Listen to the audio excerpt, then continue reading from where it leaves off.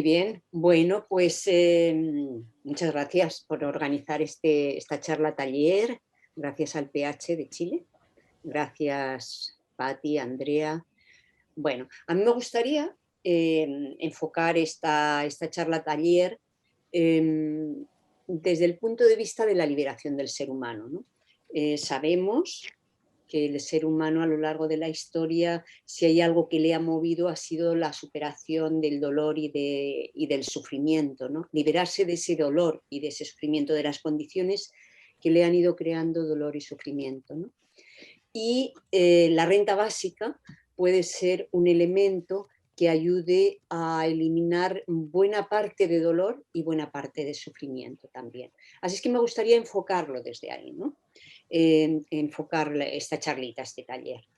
Y me gustaría empezar por explicar qué no es la renta básica. Y la renta básica no es una ayuda como las ayudas a las que estamos acostumbrados, ayudas para pobres, ¿no? O para personas que tienen pocos recursos.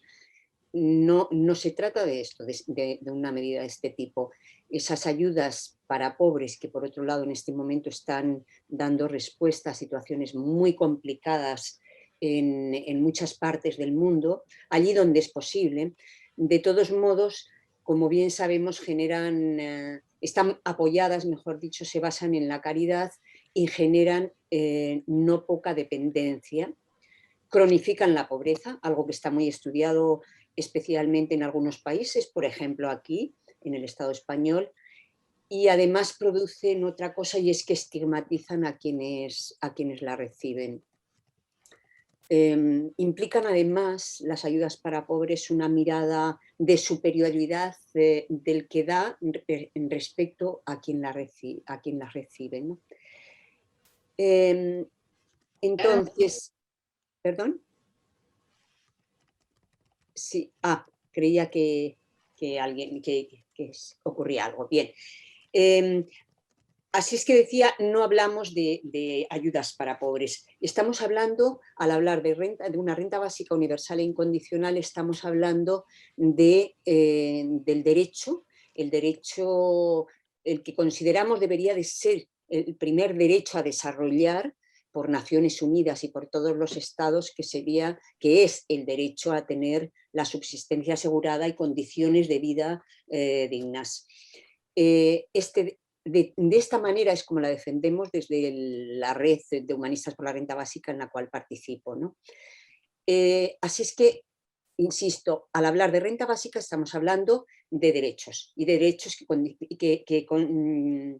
que supongan del derecho que garantice estas condiciones de vida dignas. Bien, pero ¿de qué significa? Volvemos siempre sobre el concepto, pero seguro que siempre hay alguna persona que no ha escuchado mucho hablar del tema. Cuando hablamos de renta básica estamos hablando de una asignación que en principio monetaria, que en principio daría el Estado, aunque podría ser un gobierno de otro nivel,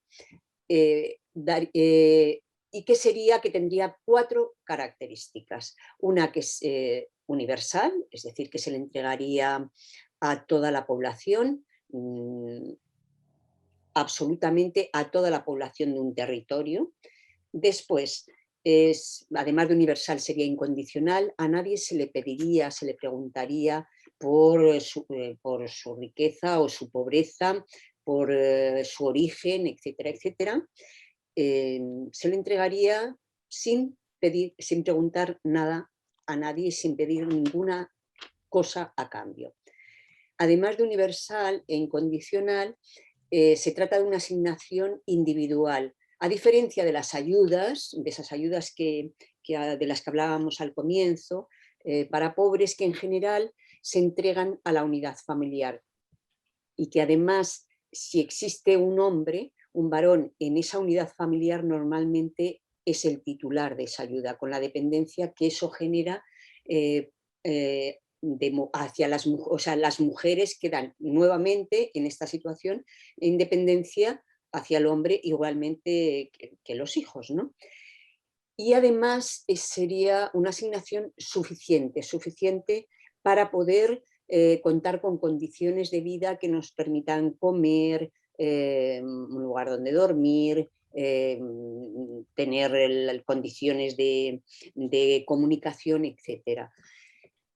Además de universal, incondicional, individual y suficiente, además entendemos que ha de ser permanente, no como una medida únicamente para dar respuesta a la pandemia actual, sino para siempre. Y además, desde la red de Humanistas por la Renta Básica, defendemos que a futuro sea igual para toda la población a nivel mundial, para toda la humanidad. Algo que pondría en cuestión las fronteras y que como humanistas, universalistas, entendemos que es algo que tenemos que empezar a reclamar. Bueno, esto es como la definición y las características de lo que es una renta básica universal.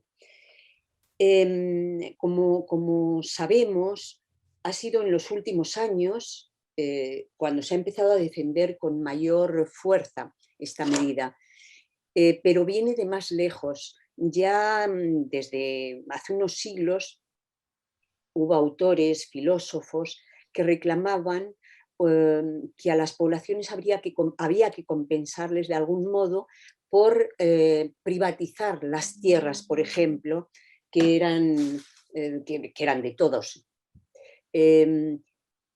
Ha habido autores a lo largo de los últimos siglos, como decía, pero desde los años 80 del siglo pasado, un grupo de personas, pensadores, economistas, comprometidos, activistas al mismo tiempo, fueron conformando lo que se ha llamado la Basic Income Earth Network, que es la red mundial en defensa de la renta básica. Y esta gente, que era un grupo muy pequeñito, fue creciendo, pero era gente, por decirlo de algún modo, que planteaba algo muy extraño para la época, ¿no? Lo que ocurre es que en los últimos años el tema, la defensa de esta causa ha crecido exponencialmente. Sin duda, un elemento fundamental ha sido la pandemia en el último año.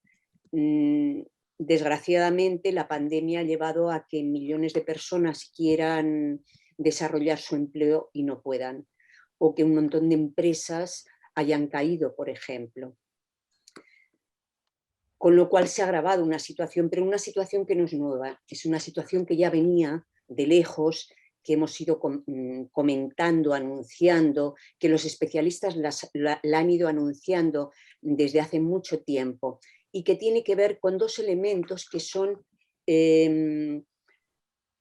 que forman parte, son las dos caras, por decirlo de algún modo, de la misma moneda. Un elemento es que con los avances tecnológicos, avances en cuanto a inteligencia artificial, todo lo que supone el trabajo que desarrollan las máquinas, con esos avances cada vez va cayendo más el empleo de todos modos. No solamente es que surjan nuevos empleos, es que muchos de los que, o sea, por más que surjan nuevos empleos, no va a haber suficientes empleos para toda la población. De tal modo que esa fórmula de empleo igual a salario y por tanto asegurar la subsistencia ya no está asegurada. Eso por un lado, esa sería una cara de la moneda, que es la caída del empleo y que cada vez va a ser mayor, con pandemia y sin pandemia, esa caída. Pero ¿qué ocurre? Que en el otro lado de la moneda tenemos algo que por primera vez en la historia es fantástico, y es que hay riqueza suficiente para que toda la población a nivel mundial pueda vivir en condiciones de vida dignas. Y esto ocurre por primera vez en la historia. Así es que es el momento como de avanzar sobre este tema. Claro, mucha gente dice, bien, pero es que esa riqueza está cada vez más concentrada, algo que es cierto, y tiene dueños. Pero nosotros decimos que ese tema hay que cuestionarlo. Es decir, la riqueza, lo decimos siempre, ¿no? Pero lo volvemos a repetir. La riqueza acumulada la riqueza actual, tanto tangible como intangible, es la consecuencia del trabajo de cientos de generaciones a lo largo de la historia. Es la acumulación tanto material como inmaterial, pero además es la riqueza que en este momento está produciendo toda la humanidad. Es el aporte, es la suma del aporte de toda la población a nivel planetario. Y siempre pongo un ejemplo, pero me parece que es muy, muy evidente, ¿no? Para que nosotros podamos estar conectados a través de celulares y de un montón de aparatos electrónicos, se hace necesario el coltan, que es un mineral que sale del Congo, por ejemplo, de África, ¿no? Así es que, sin ir más lejos, ¿no? Esto sin ir más lejos, sin entrar en más detalles, ¿no? Bueno, decía que por qué en este momento histórico se plantea y se plantea con tanta fuerza, ¿no? Hay otro elemento que siempre se cuestiona y es que no hay recursos suficientes para poderlo pagar. Bueno, todos sabemos cómo los distintos gobiernos han ido salvando, por ejemplo, a bancos para que no dejaran de perder, para que no perdieran, perdón, o para que no dejaran de ganar tanto, como han salvado grandes companies, etcétera, etcétera. Pero además, en el caso de Chile, hasta donde conozco, perdón, Chile es un país muy rico en cuanto a recursos naturales. Tiene el cobre, el litio, tiene un montón de minerales, tiene la pesca, que la han ido sacando en las últimas décadas sin control alguno, haciendo que desaparezcan un montón de especies, tiene todo el sur con toda la riqueza forestal, tiene todo el tema del agua, que es uno de los pocos países en los cuales los ríos están privatizados. Primero fueron vendidos a capital español, hoy están en manos de italianas, aunque el capital internacional no es que tenga muchas nacionalidades, ¿no? En realidad no tiene bandera alguna. Es decir, Chile, bueno, más allá de en qué invierten, se invierten en qué invierte el Estado chileno, todo lo que tiene, todo lo que saca por ejemplo, de impuestos, ¿no? Habría que empezar a cuestionar en Chile, como en todos los países, el papel del ejército, el papel de los cuerpos militares, a quién sirven, si sirven al pueblo, si sirven o pagamos, se les paga para que se vuelvan contra el pueblo, ¿no? No hace tanto tiempo que en Chile se ha vivido muy, muy directamente el tema, ¿no?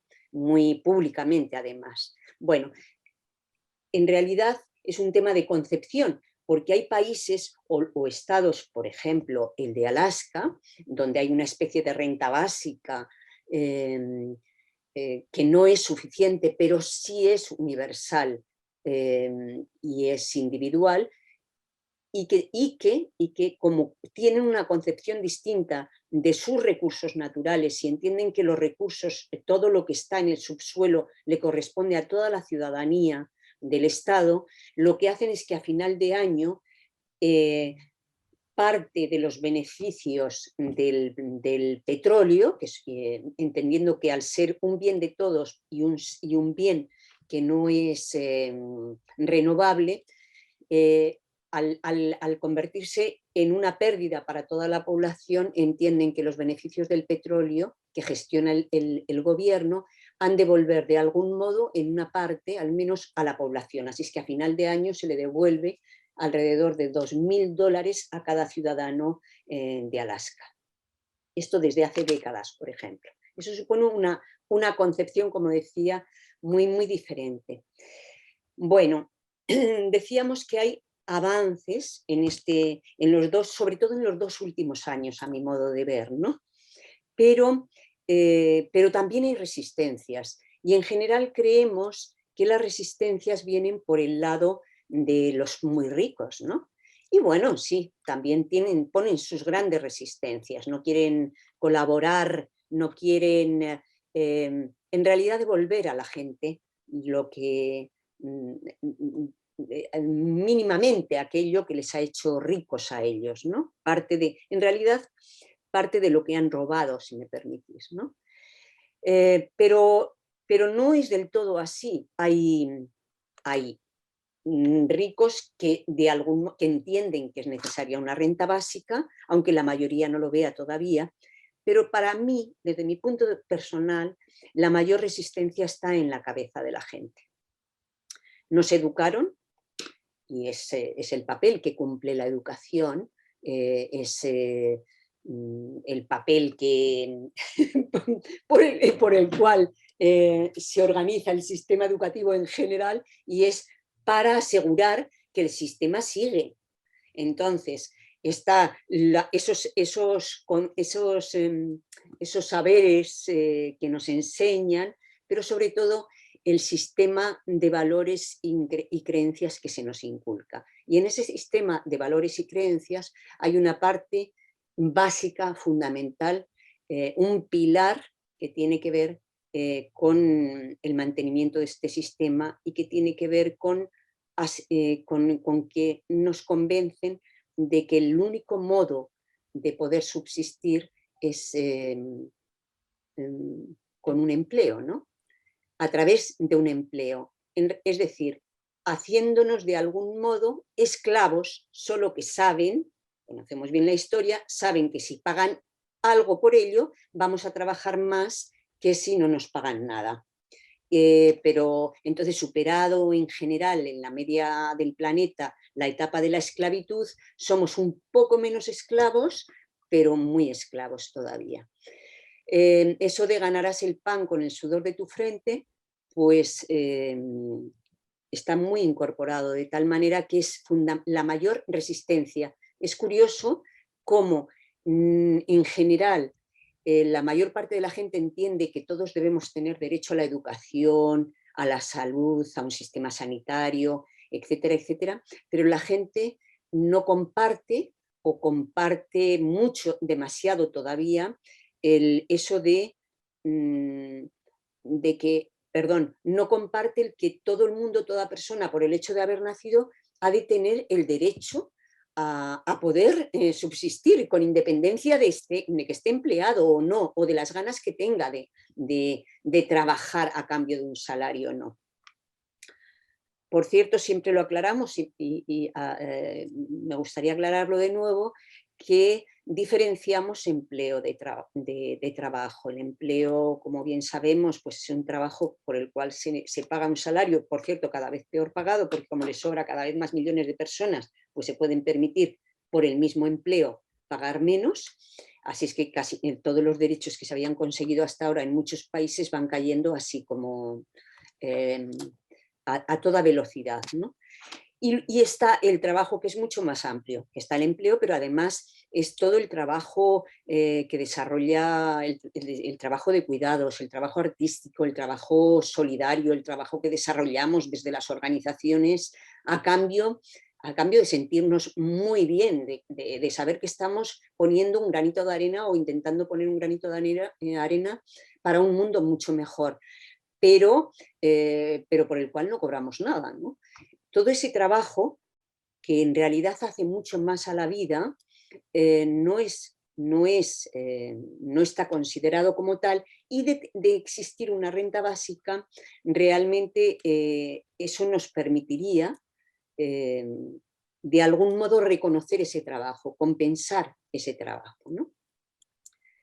Bueno, esto en cuanto a algunos conceptos sueltos y algunas ideas sueltas de la renta básica.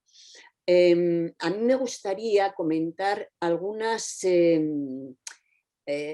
consecuencias positivas que vemos de la implementación de una renta básica, pero quizás, como esta charlita está planteada como charla taller, quizás sería más interesante si lo vemos entre todos esto, ¿no? Porque apuntaré unas cuantas consecuencias, o cómo podría ayudar una renta básica a liberarnos, que era un poquito el hilo conductor desde el cual íbamos a hablar, ¿no? Por un lado, anotaré algunas, pero luego me parece que sería muy interesante que profundizáramos en el intercambio, ¿no? Eliminaría la pobreza de un plumazo. Ya, por ese hecho nada más merecería la pena la implementación de una renta básica. Además, eliminaría las enfermedades físicas y mentales asociadas a la pobreza. Eliminaría la porofobia o la fobia contra los pobres y la estigmatización de los mismos, como decía. Los temores, además a nivel psicológico, eliminaría todos los temores a no tener el futuro asegurado, a no saber cómo vamos a poder subsistir o cómo van a poder vivir nuestros hijos, ¿no? Tendríamos libertad para negociar el empleo, de tal manera que no aceptaríamos empleos en las condiciones en que en muchos casos se están aceptando. Terminaría, por supuesto, con el empleo infantil, la prostitución obligada, mantener cierto tipo de relaciones en las cuales se mantienen sobre todo muchas mujeres porque no les queda más remedio, ¿no? Por supuesto, en el caso de la mujer abriría un campo de posibilidades de liberación enormes, ¿no? Y también de los niños, que en general es la población más vulnerable en todo el planeta. Eso no lo tenemos en cuenta y damos por hecho que en todos los lugares el cuidado de los niños es como central. No exactamente es así, ¿no? Hay datos escalofriantes. Bueno, nos dejaría también energía libre para que cada uno utilizara su tiempo y su energía en aquello que considere que le desarrolla más como ser humano, para desarrollarse en todo, ¿no? A nivel material, psicológico, espiritual, etcétera, ¿no? Bueno, en síntesis, nos permitiría, no necesariamente, pero sí sería una buena condición quizás para poder desarrollar un nivel de conciencia de más despiertos, ¿no? Por tener mayor energía disponible en cuanto a tiempo, por tener menos tensiones, etcétera, etcétera. Pero como decía, yo creo que lo más interesante sería si lo podemos conversar entre nosotros y vemos cómo creemos a cada uno, o sea, tratando de ponernos la imagen de cómo nos afectaría personalmente y a nuestros seres queridos más cercanos, cómo nos afectaría el tener asegurada la subsistencia, el tener un ingreso que, perdón, que asegurara que tenemos lo básico cubierto, por una parte, y por otra parte, cómo creemos que eso podría afectar a la sociedad, al mundo, a la sociedad en la que vivimos, ¿no? O sea, que sería por un lado como lo personal o lo más cercano y por otro lado, cómo sería a nivel social. Bueno, esta es la propuesta que os hago para intercambiar, si os parece oportuna.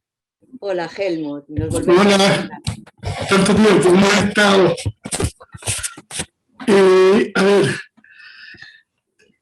es que a mí me pasan algunas cosas con el tema de la renta básica a nivel personal. Cuando yo empecé a escuchar el concepto, hace varios años atrás, justamente de humanistas españoles, me pasó eso de que cresta estamos hablando, o sea, no en un mal sentido, sino que de que me parecía que la propuesta era tan transgresora que me costaba imaginarme la posibilidad de que se fuera materializando. Me parecía tan revolucionaria que me costaba imaginar cómo se podría implementar. Entonces traté de cambiar un poco la mirada desde las necesidades. Tú tomaste un punto que es el tema de la liberación de la mujer desde el punto de vista económico, de relaciones de opresión, de relaciones dañinas. Y yo lo voy a ver desde otro punto de vista más o menos parecido. Chile es un país con un altísimo índice de mujeres y hombres abusados. Un tratamiento bueno implica económicamente en Chile, para una persona que ha sufrido abuso, implica más o menos un sueldo mínimo mensual. Estamos hablando de trabajo con terapeutas, Camilo, ¿qué pasó? gente que sepa del tema, etcétera. Y es un problema, es una verdadera pandemia en Chile el tema del abuso. Y el tener este tipo de herramientas donde, porque más encima de sumar esto hay que vivir, hay que comer, etcétera, el tener este tipo de herramientas abre la posibilidad a una gran cantidad de personas de empezar a liberar esa energía, a poder hacerse cargo de lo que han vivido y poder tomar este tipo de tratamientos. De hecho, bueno, yo trabajo en una organización de este tipo y nosotros hemos hablado del tema de la renta básica universal como una necesidad. Entonces, fui un poco cambiando la mirada en el sentido de, es tan revolucionario que no me lo imagino cómo se puede implementar, a la necesidad de implementarlo. Y ahí ya veremos cómo lo vamos solucionando, pero es un tema de necesidad. O sea, tú planteaste varios puntos, yo le sumo ese, donde hoy no es plantear la renta básica universal, no es un cliché, no es una propuesta que la vamos a tirar porque suena revolucionaria, es por un tema de necesidades. Es eso. Y el actual estado de la situación no responde a esas necesidades, no da una respuesta. Eso.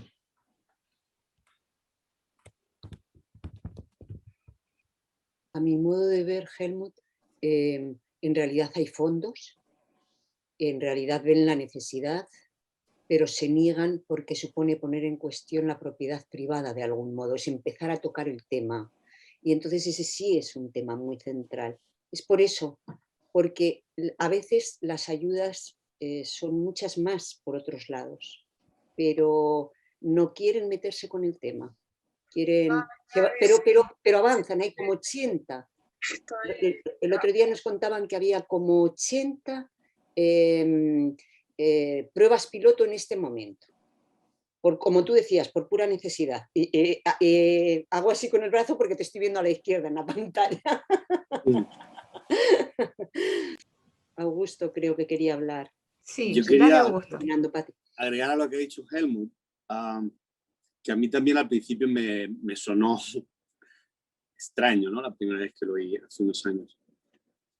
Yo llevo trabajando desde los 15 o 16 años, no recuerdo exactamente, y tengo 59, no he parado de trabajar.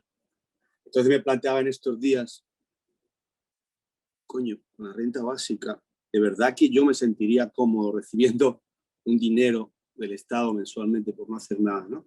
Y me di cuenta de que está uno inmiscuido como en... definitivamente el cambio de mentalidad es fundamental. Lo que dijo Juan, el problema es donde reside en nosotros, anida en nosotros. La dificultad anida en cada uno de nosotros. Yo siento que estamos como inmiscuidos en un síndrome de Estocolmo. Conocéis lo que es el síndrome de Estocolmo, de la víctima, ¿no? Donde la víctima desarrolla como un sentimiento de atracción o de, qué sé yo, de cariño o de comprensión hacia el victimario, ¿no? Es incomprensible que en países donde Piñera o Bolsonaro, Trump aquí, etcétera, o en Madrid, que ha ganado la superderecha, pero con mayoría absoluta ahora mismo en las elecciones. Es absurdo que la gente que gobierna para el 5 o 10% de la población sea votada por mayorías. Y no se entiende si no estamos bajo este síndrome de Estocolmo mayoritario, ¿no? Es como que nos hemos acostumbrado a que los derechos son de ellos, de los otros, de los que están allá arriba, porque lo hemos visto desde pequeños, nos hemos criado con eso.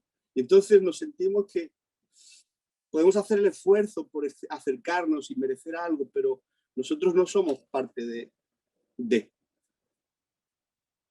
Y lo estaba pensando el otro día esto, como digo, ¿no? ¿Cómo es posible? ¿Por qué? Y es porque, como decía Juana, la educación o domesticación, como yo dije, como puse prescrito, que no es tal como, sino que desde chiquito te están programando para ser uno más que ponga el hombro para apoyar, para que este sistema siga adelante, ¿no?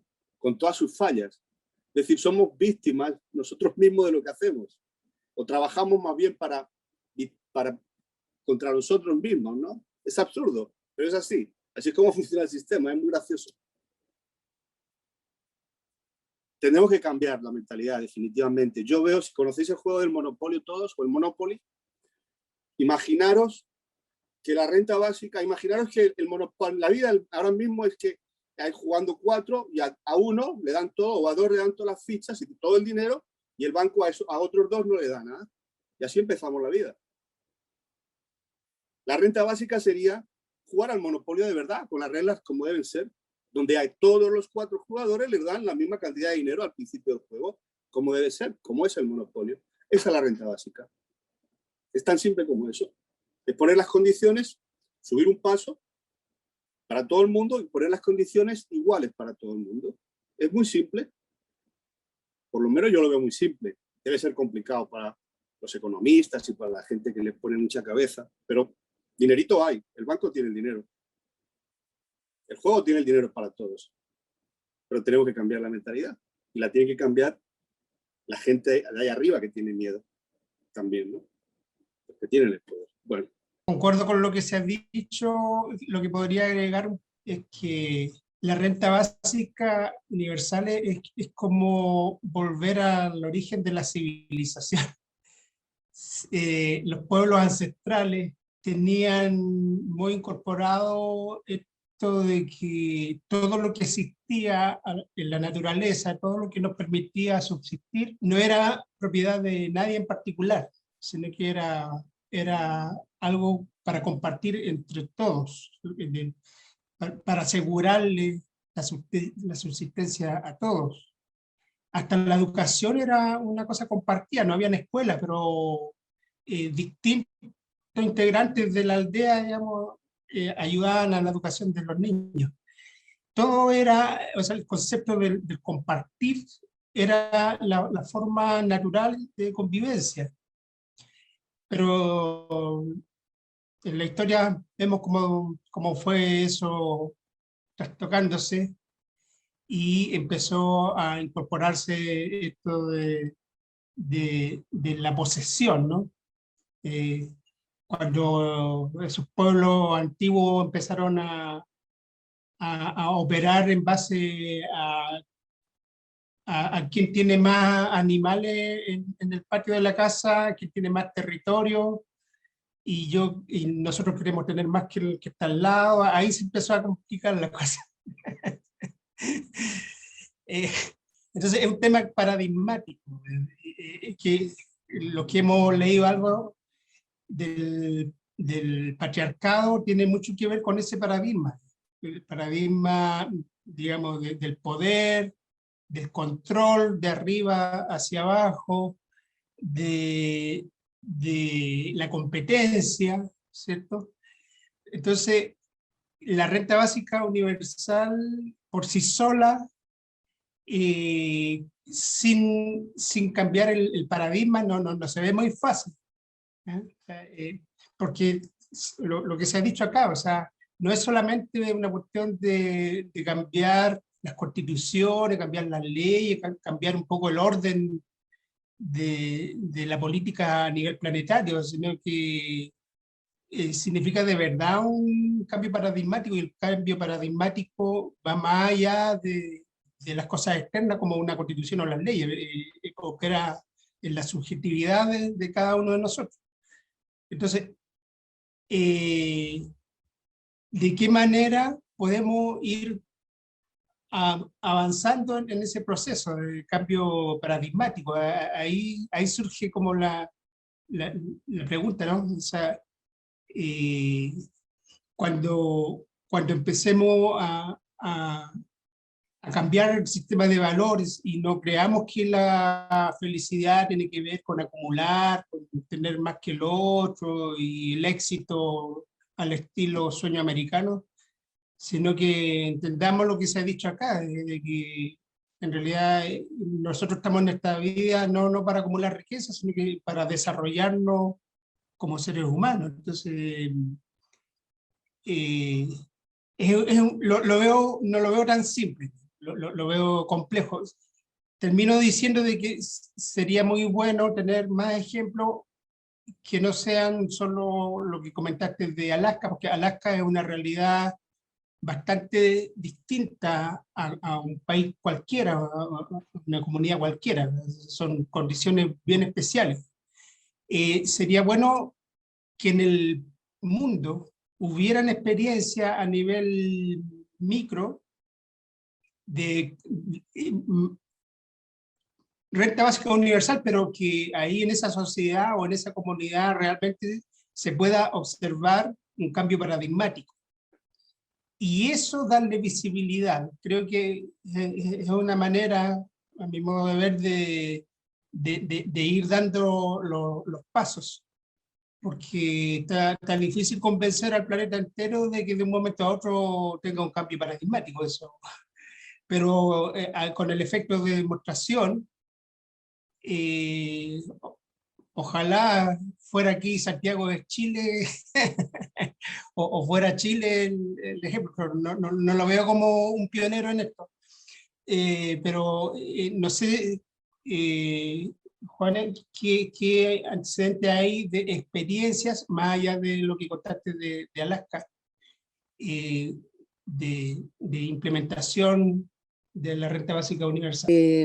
Sí, Marcelo, lo que hay son experimentos, nada más, pero todos han funcionado bien. Mira, hay en este momento en varias ciudades de Estados Unidos, municipios, están en marcha ya o como proyecto experiencias pilotos de renta básica, dado la miseria a la que se están enfrentando, ¿no? Además, por ejemplo, en Brasil hay un lugar, Maricá, donde está el Parque Río, luego en una colina cerca de Maricá, una ciudad pequeña, cerca de Río, está el Parque Río. En esta ciudad se ha puesto en marcha una experiencia piloto de renta básica, por ejemplo. Esto ya lleva desde el 2019. Yo creo recordar que empezó en mayo del 2019, si no recuerdo mal, pero yo creo que estuve en esas fechas por ahí y empezaba en los días en que yo estuve ahí. Y sigue. La idea además es irla ampliando a más población. Después, por ejemplo, te digo de lugares. Aquí en Barcelona, en Cataluña, en España, hubo una experiencia piloto que terminó también, si no recuerdo mal, en diciembre del 2019 y funcionó muy bien. En Finlandia otra experiencia piloto, en África, en Namibia, en Kenia ha habido, en India ha habido varios experimentos.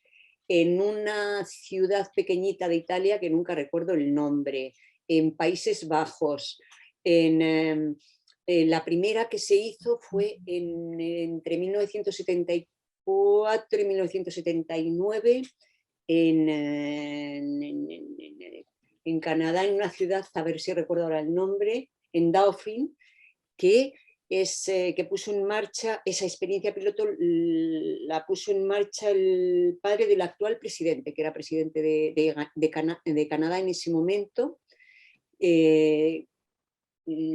Trudeau. Y en Dauphin las consecuencias, los resultados se estudiaron, se hizo un informe, ese informe estuvo archivado durante décadas, pero una investigadora lo sacó hace unos años y explicaba perfectamente cómo habían bajado las enfermedades, cómo había bajado el alcoholismo, cómo había bajado la violencia en general y cómo, por ejemplo, los chicos podían estudiar como los estudios básicos. Anteriormente tenían que estar ocupados de trabajar, o las niñas de cuidar a los hermanos más pequeños, cómo las mujeres podían ocuparse de la crianza de los hijos. Pensemos en la época de la que estamos hablando, ¿no? Todo eran consecuencias positivas. Cambió totalmente, tanto a nivel de material como inmaterial, la población. Bueno, la experiencia terminó, se hizo el informe, funcionó todo perfecto. En este momento, si no recuerdo mal, a ver, que estáis por aquí varios, Rami, que tú te conoces muy bien los datos, varias personas de la red, en Namibia, si no recuerdo mal, es en Namibia donde hay 12.000 personas poblados. ¿Namibia es o Kenia? Creo que Kenia. Kenia. Vale. En Kenia, en Namibia hubo, y en Kenia en otro momento también, sí.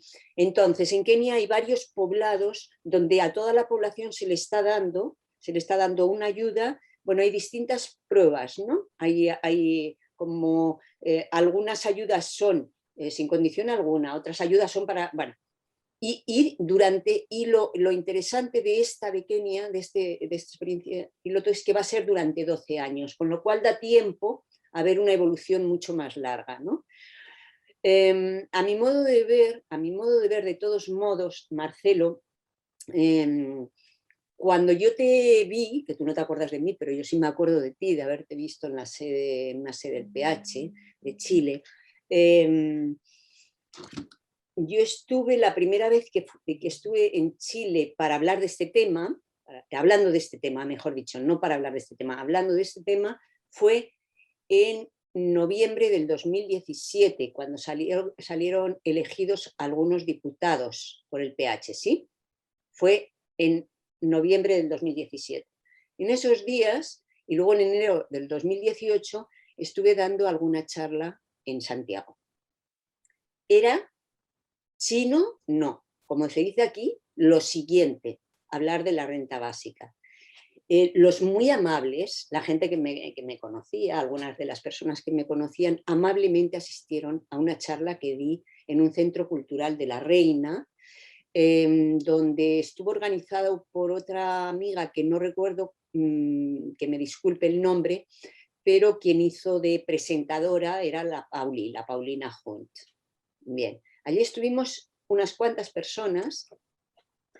Solo había una persona, un francés que vivía desde hacía 30 años allí en La Reina, que conocía el tema y que él explicaba muy bien, que él tenía ya hechos los cálculos de dónde podrían sacarse los fondos para pagar una renta básica en Chile.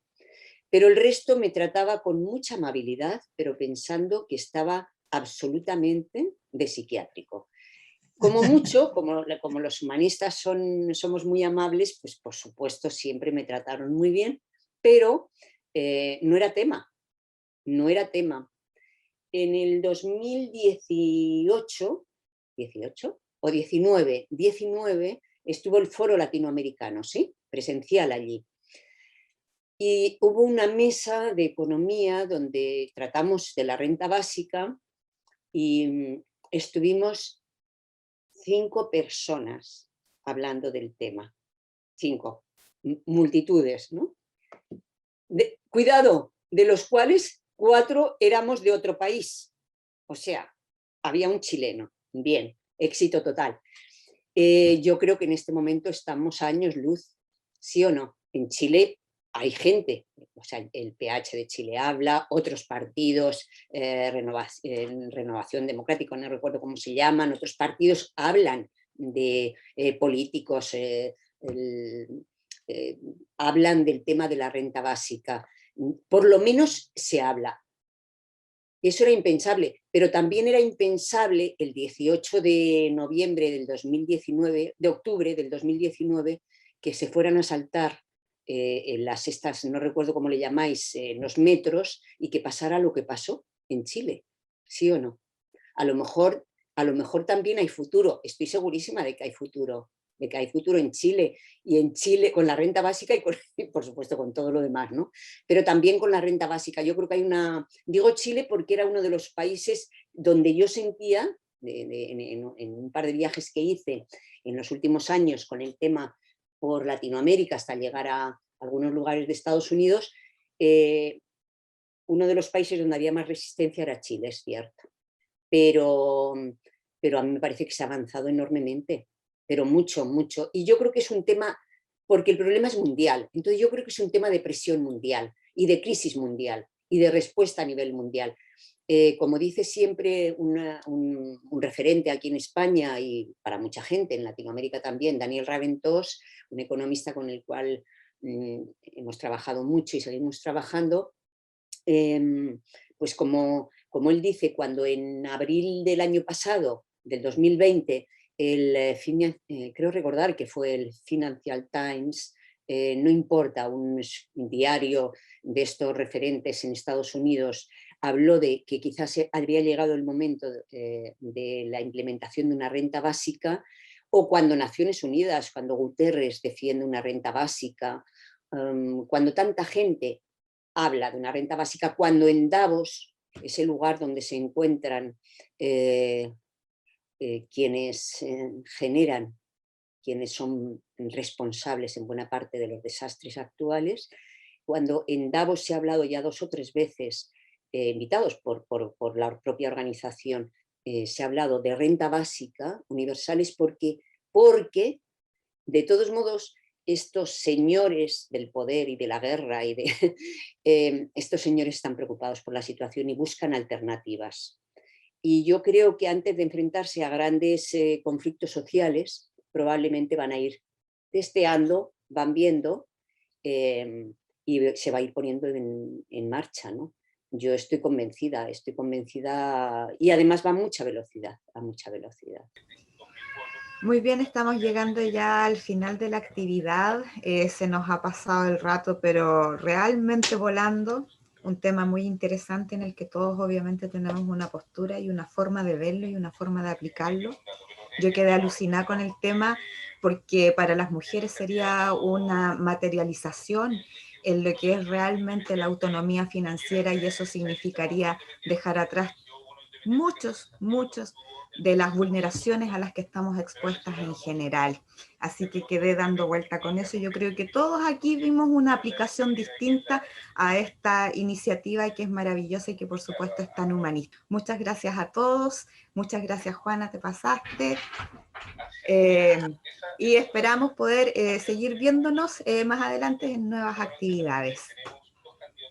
Muchas gracias. Muchas gracias a Paz, todas, todos. fuerza y alegría para todos. Mucha paz, fuerza y alegría.